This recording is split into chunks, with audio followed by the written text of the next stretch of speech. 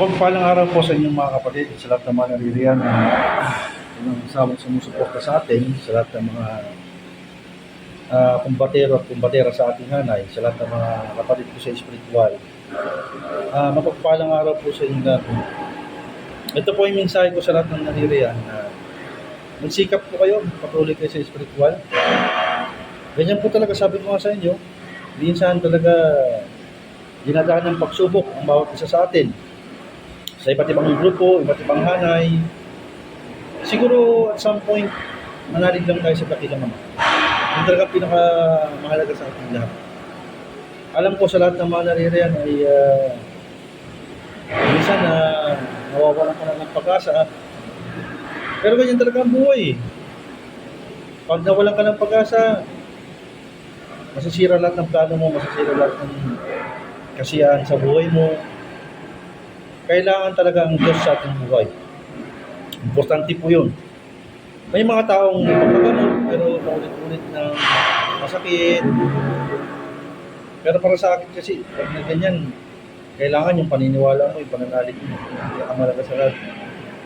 Kasi hindi magpamanifest sa inyo yung gamutan kung kayo po ay kulang sa pananalig at paniniwala. Bakit kaya pabalik-balik? Bakit kaya paulit-ulit? Kasi po, kulang din sa pananalig at paniniwala. Minsan sa sarili mo, kailangan nyo rin tulungan ng sarili. Tulungan ng sarili. Hindi sa lahat ng pagkakataon oo nga, tutulungan kayo ng ibang tao, pero kailangan tulungan mo rin sarili mo. Ang pagbabago ng isang tao ay magmumula sa kanya, sa sarili niya.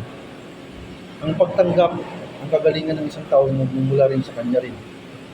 Upang makamit ang tunay na kagalingan, kailangan niya rin talaga tanggapin sa sarili niya yung sitwasyon, tanggapin sa sarili niya yung mga bagay-bagay na dapat niyang tanggapin. Kasi hindi magiging ganap ang kagalingan kung wala yung mga bagay na yan sa sarili. Patungkol naman po sa pag-aaral ng LNK, pas po sa Cristo Mundo, sa lahat ng nariwa, ay open po sa lahat ng mga kasama natin. So, welcome po kayo sa lahat ng mga nais lumapit sa atin. Welcome po sa lahat ng mga nais din mag-aral, magpagamot. Kung hindi ko po kayo na-message, isang busy po ako, meron akong ginagawa. O kaya naman nasa trabaho lang po ako. So, pasensyaan niyo po ako, no? Hindi sa lahat ng pagkakataon na available din po. Ako lang yun, nasa trabaho rin po.